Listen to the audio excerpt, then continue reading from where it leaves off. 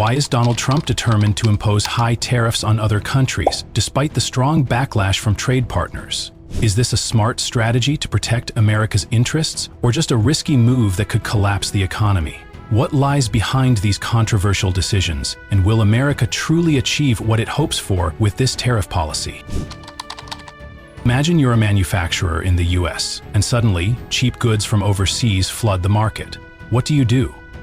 That's right, one way to protect yourself and your business is tariffs, a tax the government imposes on imported goods. Tariffs aren't exactly a new concept in America. In fact, since the country's early days, tariffs have been used to protect domestic industries, making sure that cheap foreign products don't overshadow homegrown ones. It became an important part of the nation's economic strategy. Before Donald Trump took office, America was moving towards a more free trade model. After World War II, the US and many other countries agreed to lower import taxes to boost trade, hoping it would foster global prosperity. Trade agreements were signed, making it easier for America to do business with other nations without too many barriers. But when Trump became president, he saw things differently. His administration began to shift gears, rolling out aggressive tariff policies that caught the world's attention. So, why is Trump obsessed with tariffs? Let's dive in and explore. Imagine you're the owner of an American business, watching your factory slowly shut down and valuable jobs disappearing one by one. This happens when cheap products from China, Mexico, or Vietnam flood the market. How would you feel? That's exactly how Donald Trump felt when he looked at the US economy before he became president. Trump always believed that the free trade system, which America had followed for decades, was actually hurting the country. The trade deals the US signed with other nations weren't delivering the promised benefits. Instead, they led to factory closures, millions of lost jobs, and American consumers facing job scarcity. On top of that, Trump saw another harsh reality. Cheap goods from China, Mexico, and Vietnam were continuously flooding the US market. These products weren't just competing fiercely with domestic goods, they were pushing many American companies out of business. He believed that these trade agreements were essentially cheating America, denying the country any real benefits from free trade policies. So, what did Trump do to fix this problem? He decided to use tariffs as a weapon to protect America's interests. For Trump, tariffs weren't just about raising money, they were a way to pressure other countries, forcing them to respect US interests in trade negotiations. That's why tariffs became such a powerful tool in his economic strategy. Trump believed that imposing tariffs would bring American companies back to US soil, instead of outsourcing production to countries with cheaper labor. This, in turn, would not only revive manufacturing but also create millions of jobs for American workers. And that's exactly why tariffs became such a key part of Trump's economic plan. When Donald Trump took office, he didn't hesitate to roll out a bold and aggressive tariff policy aimed at protecting America's interests. But what exactly was behind these decisions? Let's explore the real reasons. Trump often said that while the global trade system allowed nations to exchange goods freely, that didn't mean every country played fair. In particular, he believed that China was cheating in international trade. China was accused of manipulating its currency, keeping the value of its money artificially low to make its products cheaper in the US. As a result, American products couldn't compete with these cheap goods from China, and domestic industries were crushed.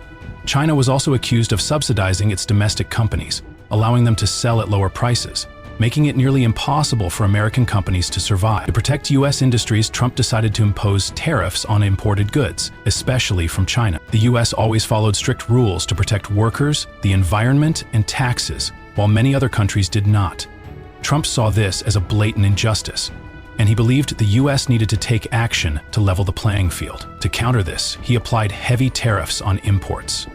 The goal was to increase the prices of foreign goods, encouraging American consumers to buy domestic products instead, which would help US companies grow and maintain jobs for the American people. The trade deficit is the difference between the value of a country's exports and imports.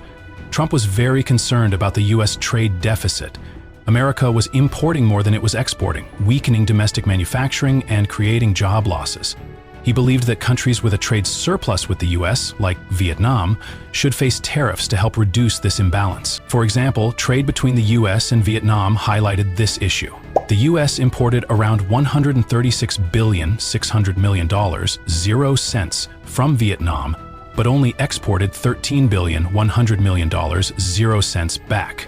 creating a trade deficit of $123,500,000,000. Trump argued that countries like Vietnam were benefiting too much from trade with the US without contributing enough to global economic development. So he decided to impose tariffs on goods from such countries. Trump didn't just use tariffs to protect domestic manufacturing, he also saw them as a tool to secure better trade deals for the US. He wasn't afraid to use tariffs to pressure countries into changing policies or cooperating with America on important issues. For instance, with Vietnam, the Trump administration threatened tariffs if the country didn't meet America's trade demands. Earlier, Trump also imposed tariffs on Mexico to force the country to cooperate in halting illegal immigration to the US. For Trump, tariffs weren't just a way to protect American industries. They were a way to secure better deals in international negotiations. In conclusion, Trump didn't just apply tariffs to protect US industries. He also wanted to ensure that other countries played fair in trade deals. For these reasons, his strong tariff policies became a key part of his strategy to protect American interests. Although Trump introduced tariffs with the goal of protecting domestic industries and boosting the strength of the US economy, the reality turned out to be far from simple. Difficulties and negative impacts started to become clear, not only for America's trade partners, but also for its citizens and businesses. When Trump decided to impose tariffs on imported goods, he aimed to protect American companies and create more jobs for the American people. However, experts argue that this policy didn't just harm trade partners, it also hurt the US economy. Why? When tariffs were placed on imported products, the prices of those goods went up.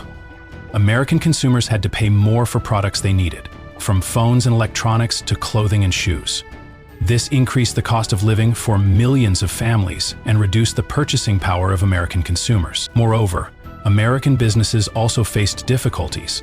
The cost of producing goods in the US became higher, while foreign competitors could still produce cheaply. As a result, American products found it harder to compete in international markets, affecting exports and slowing down the growth of the economy. One of Trump's core beliefs was that weakening the US dollar would make American products more competitive internationally. He thought that if the dollar were weaker, the price of American goods would become more attractive and accessible to global consumers. However, this wasn't an easy solution. Devaluing the dollar isn't as simple as it sounds. In fact, if the dollar lost value too quickly and too drastically, there could be severe consequences. Other currencies, like the euro or yen, would gain value, causing major disruptions in the global financial system. At the same time, the US economy could face inflation as the cost of imported goods would rise, making life harder for American citizens. In short, while Trump hoped to use tariffs and a weakened dollar as tools to protect America's interests, the reality revealed many unforeseen challenges. Businesses, consumers, and the US economy have all had to deal with the consequences of this policy, making the situation far more complex than Trump had anticipated. When Donald Trump decided to impose aggressive tariffs on imported goods, things didn't go exactly as he had hoped. This policy could lead to several different outcomes, and here are some potential scenarios that could unfold. Scenario 1. Countries negotiate and concede. In this scenario, other countries might begin to feel the pressure from the tariffs and decide to come to the negotiating table. This isn't an unfamiliar situation in trade history. Countries could agree to lower tariffs or adjust certain terms in trade agreements to avoid heavy losses from the tariffs. If this happened, Trump would see himself as the victor. He would have successfully pressured others to secure favorable terms for the US without having to maintain tariffs for long. Countries would concede, and a successful negotiation would ease trade tensions. US consumers would be less impacted since the prices of imported goods wouldn't increase too much, and the economy could stabilize. However, when it comes to major countries, the story could be quite different. Scenario 2. Major countries agree to lower tariffs. Smaller countries face higher taxes. Larger countries like the EU or Japan might seek to strike deals to lower tariffs in order to maintain stable trade relations with the US. These are strong economies that would be more flexible in adjusting trade agreements. While these large countries may agree to Trump's demands, smaller countries may not be so easily persuaded. That's when smaller countries, such as Vietnam, could face difficulties. These nations would likely see higher tariffs imposed on their imports to the US, creating an unfair situation in trade relations. These countries would have to find ways to respond, potentially by renegotiating with the US or seeking new trade partners to mitigate the damage. But if these negotiations fail, things could take a completely different turn. Scenario 3. Countries retaliate with tariffs of their own. Not all countries will agree to concede. If negotiations fail, several countries might decide to retaliate by imposing tariffs on American products. At this point, we could witness a global tariff war, where nations are caught in a cycle of opposing decisions. When this happens, American businesses will struggle to export their goods, and American consumers will end up paying more for imported products, making everything more expensive. As both large and small countries engage in this trade war, the global economy could be thrown into turmoil, potentially even leading to a recession. In the end, Trump's tariff policy is not just a strategy to protect domestic industries, but it also opens up numerous possibilities. Whether through successful negotiations or retaliatory reactions, each scenario has the potential to reshape international trade. And who knows, a simple tariff decision could make the entire world rethink the way trade is conducted in the future. In the end, is Trump's tariff policy truly a strategic weapon or just a double-edged sword? The US may reap short-term benefits, but what will the long-term cost be? As the world becomes more interconnected, will this trade war lead to victory or an economic disaster? Only time will tell, but one thing is certain. Trump has completely transformed the way America confronts global trade.